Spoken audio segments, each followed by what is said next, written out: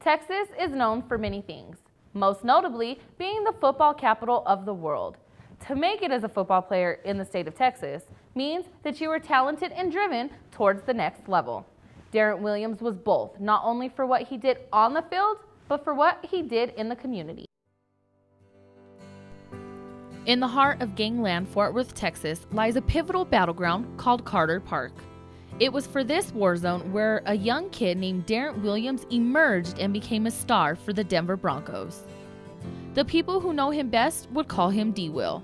Williams found his passion for football at O.D. Wyatt High School in Fort Worth, Texas, standing 5'8" with a blistering 4.3-second 40-yard dash playing cornerback. In his senior season, he was named the Texas 7-4A Defensive Most Valuable Player. Despite his high school success, D-Will wasn't highly recruited and was the last high school recruit senior from the 2001 class when he signed with Oklahoma State. In 2001, Darrent made the tough decision to leave his son and attend college. While there, all he did was make plays.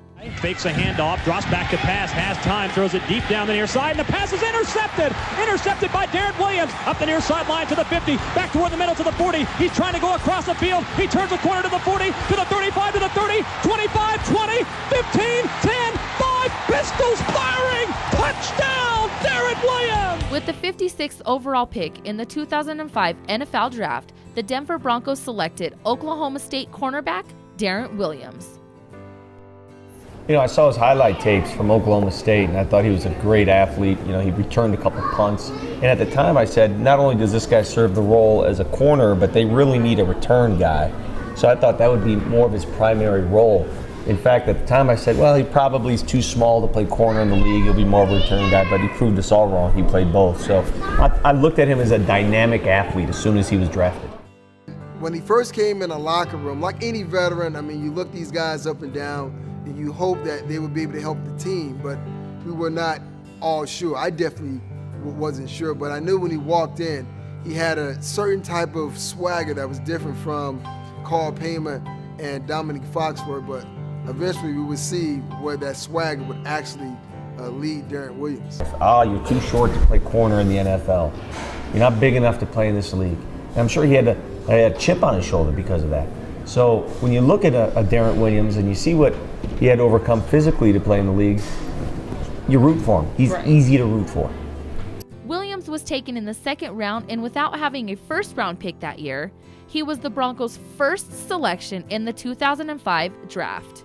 8 cornerbacks were taken before Williams, but the Denver Broncos knew they got their guy. After just 2 years in the NFL, Darrent Williams was on a path to becoming a solid cornerback alongside Champ Bailey and on track to stardom. But little did anyone know his life and career would abruptly come to an end.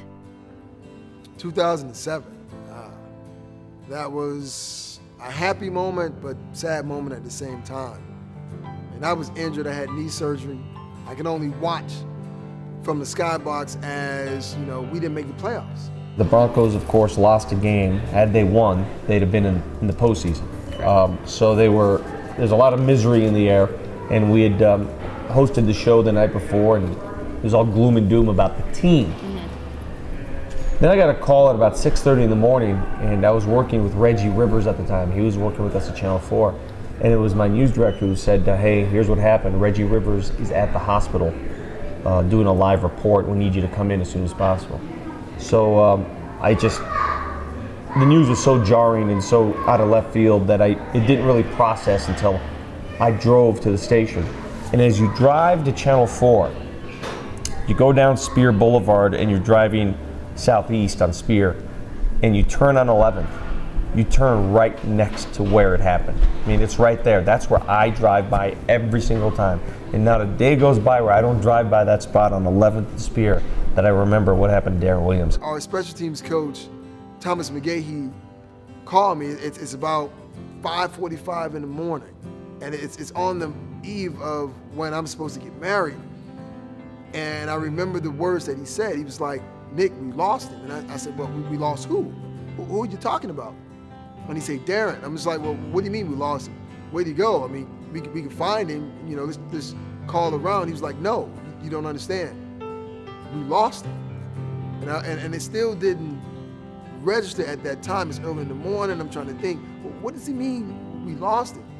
And he was just like, he's gone.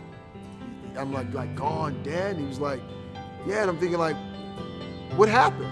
And he said, turn on the news. So, I'm watching the images I just told you about.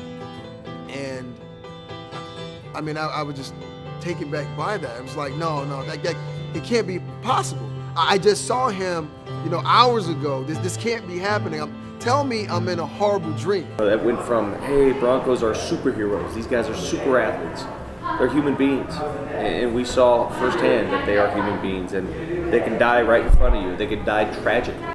I got married that day, and there were a lot of individuals on our team that was scheduled to come. And I understood that if they didn't come.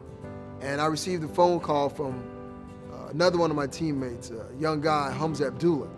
And Hamza said, Nick, I don't know if you guys are still going to go ahead with the wedding, but we need this. We need this to kind of get back to normal, if you will. And I wasn't thinking about getting back to normal. I mean, we just lost Darrent, and I watched him play, maybe 24 hours earlier. And now I'm getting married and I have to try to go through with this. But then I realized Hamza was right. Something that grave didn't happen. I mean, something that sudden, that jarring. I mean, all of a sudden that cast a spell of, wow, everybody was grieving for quite some time. We wanted to talk about Darrent's passing, but we chose that time to just kind of stay in a moment with what was happening with my marriage. But we would talk about little stories about Darrent and how much he meant to us. During his time with the Broncos, Williams was heavily involved with the local Boys and Girls Club off the field. To honor his memory and commitment, the Denver Broncos and the Boys and Girls Club of the metro area partnered together to create the Darrent Williams Teen Center. The Darrent Williams Teen Center is all about opportunity. First opportunity was our teens created a video while he was still playing ball for the Broncos, asking for their own space and room. We were overcrowded, the teens didn't have their own space.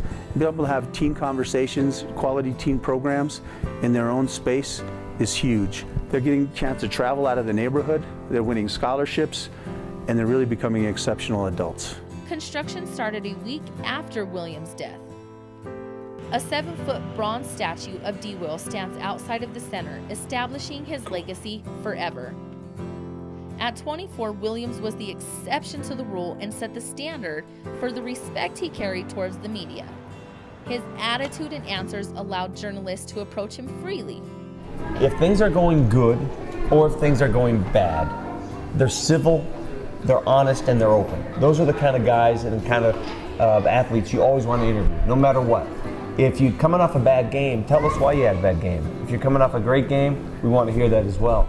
And I think that sort of embodies what Darrent Williams is all about. He was always carefree and cooperative.